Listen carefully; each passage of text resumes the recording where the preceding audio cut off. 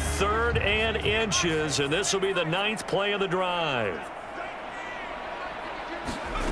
Levis sets up to throw here. He's got his running back out of the backfield. Touchdown! Derrick Henry, his first touchdown of the new season. And the Oilers are able to cut into this deficit here in the final minute of the 3rd. Now the try here for the point after.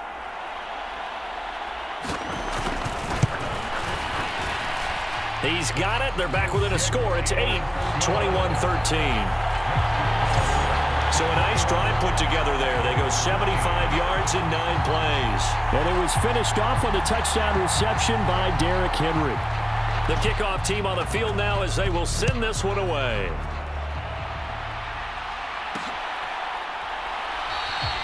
And it'll come out to the 25 as he will not attempt a return.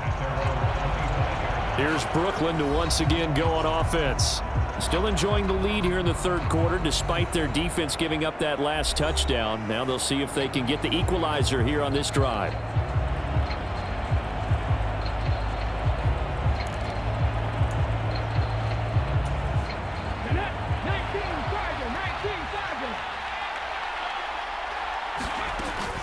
They'll start on the ground here on 1st down. And some room to maneuver.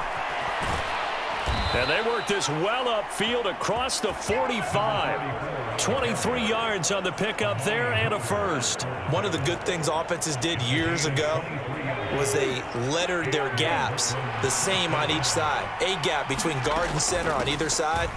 That's what you want to control when you're trying to run the ball up the middle. And why is that? Because typically you either have a big nose guard in there in an odd front, 3-man front, or you have defensive tackles that might line up in the A-gaps trying to gain an advantage and get upfield themselves. If you can control that, it gives the back plenty of space to pick and choose where to go. And there, a great inside run, broke the contact and got some space.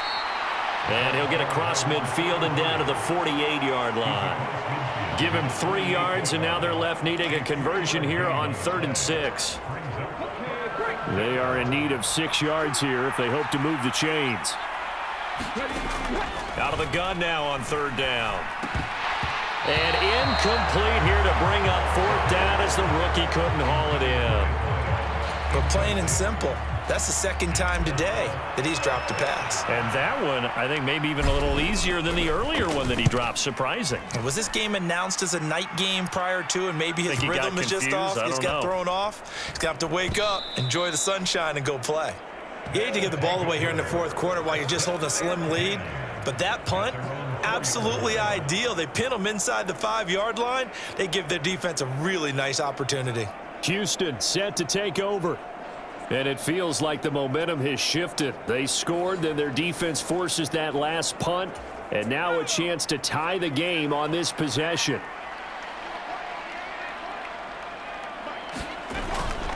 They begin with Henry.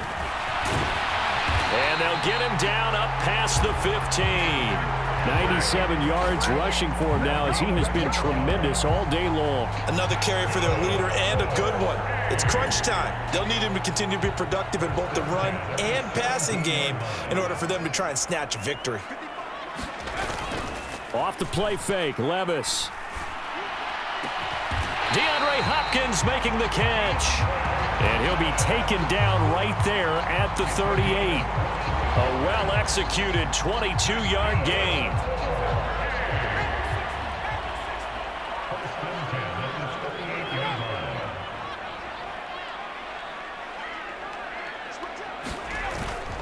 A give to Henry. Give him 5 on the carry there, and it'll be 2nd down. Boy, where would these guys be without his performance on the ground? That puts him over 100 yards now for the afternoon, and I tell you, he seems to be getting stronger as the day goes along. Levis in trouble, down he goes. Call it a loss of 5, a big sack to bring up 3rd down. Now, right where this set of downs started, they need a full 10 here to pick up the 1st down and move the chains. Oh, not sure he saw the linebacker there as that's batted down and incomplete. Here's Ryan Stonehouse now as he'll punt it away for the 2nd time.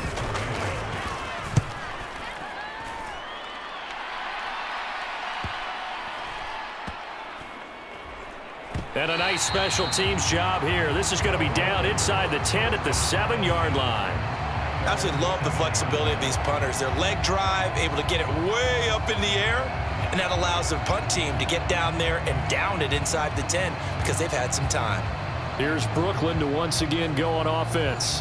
They're holding on right now to that slim advantage in a one-score game, and you hear a lot about 2-minute offense and 4-minute offense. Obviously, the 4-minute offense applies here. How do they run that effectively? Yeah, really what the 4-minute offense is you're just trying to grind the clock. So you want consistent gains, steady gains. Doesn't have to be big plays, but it has to be plays that gets first downs and keeps the ball away from your opponent. But certainly throwing the ball is in the mix here. It certainly is. Just make sure that you're careful with it.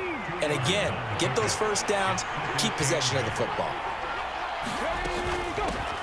On second down, it's Rodgers.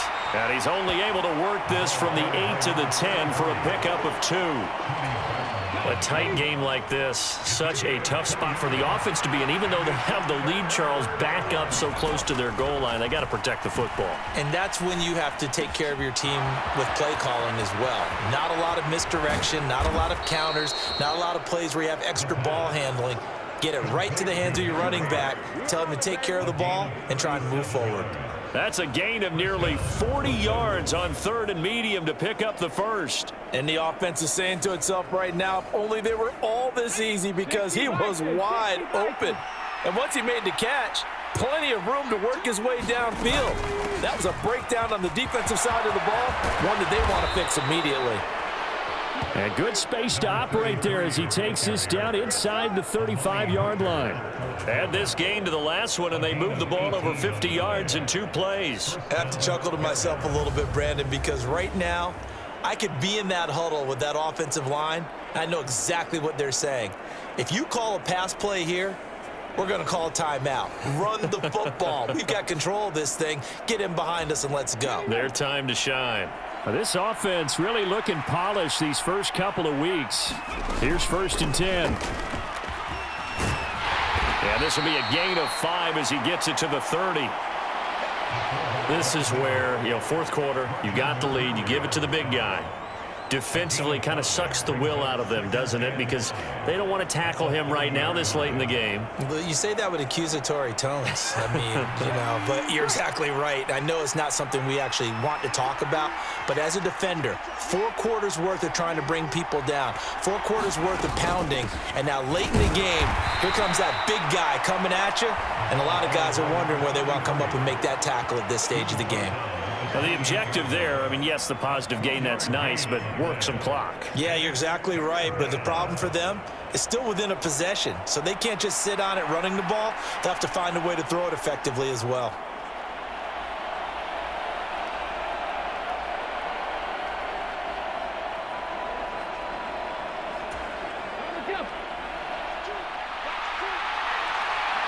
Fourth quarter, down to the final 2 minutes, and we've got a 1-score game. So it's our visitors with the football as we get you reset. They're facing a critical 3rd down now as they try to hold on to this lead. In search of 4 yards here to pick up the first down.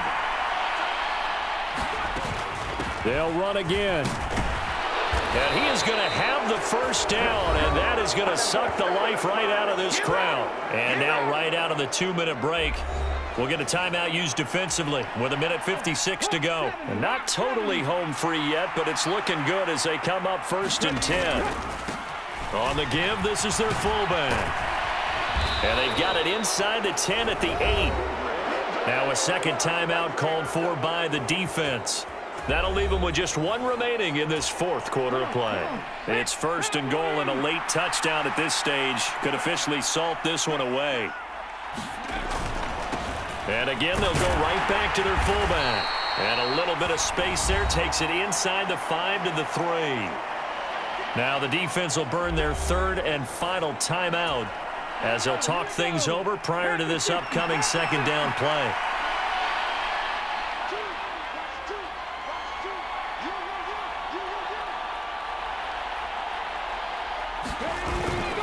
And they'll turn to the power game to try to get in. And he is going to lose yardage here. And now 3rd and goal coming up, the loss on 2nd down. That just means this crowd's going to get even louder, and they'll get a little bit of extra help from the defenders as they exhort them to join them in the effort.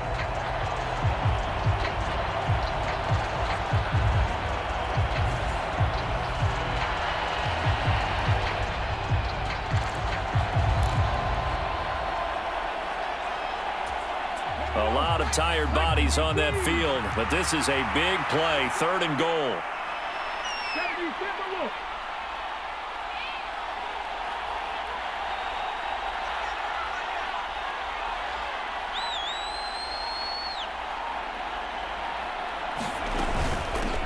They've gone to their fullback quite a bit. He'll get it again. And he'll be stopped just outside the 5 at the 6. Such a long drive here. 3 points. That would be a disappointment, but I don't know if you can go for it here, can you? Well, you know, the defense was really giving them a lot all the way downfield, and now they've stiffened. Forget that bend, don't break. Now they don't even want to let them get a yard, do they? So in this spot, you remember what the coaches told us before the ball game? Any drive that ends with a kick is going to be okay with us, whether it's a punt, a field goal, or an extra point.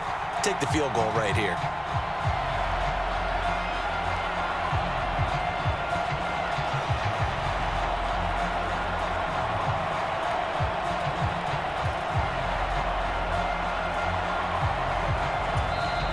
Play clock down at 3, and we're going to get a timeout here. It's just their first. They've got 2 more to use here in the final stages. So now one of the biggest kicks of the night is forthcoming. This to perhaps salt this one away. And his kick is good. And that will extend their lead even further.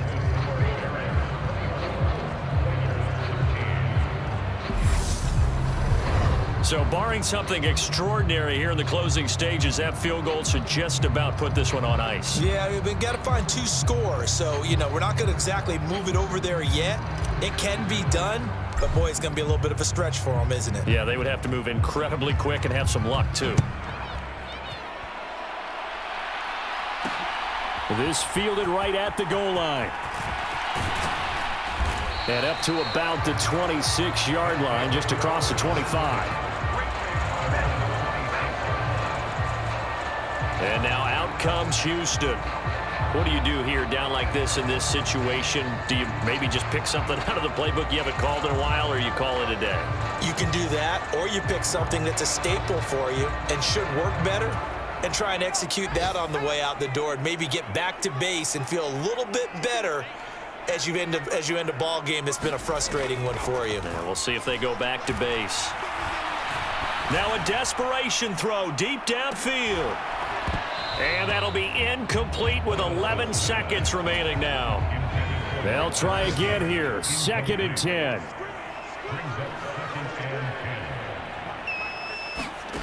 Levis. He's going to let it fly. And a high throw there as this is knocked away down to the ground and incomplete. This defense has been so stingy all game long. No reason to think it's suddenly going to open up now. They took their shot, but this, like many others, falls incomplete. He's going to take another shot here. And that will be incomplete as time has run out on this football game. So this crowd will not go home happy. It's a victory for our visitors, and they were spurred on by a strong performance in that 4th quarter as they held their opponents off the scoreboard. Everyone wants to pitch a shutout for the entire game, but when you throw one in the 4th quarter, that tells everyone that you're getting stronger and dominance is starting to take over, right? The way that you close, the way that you finish, that gets preached to you from the time you're playing Little League football all the way up through. And they closed them out with a big-time performance down the stretch. So for Brooklyn, it's a dream start. 2 wins in 2 early road games. And they will head back home next week. Meanwhile, for Houston, they'll fall to 1-1. And they'll get a chance to redeem themselves at home next week.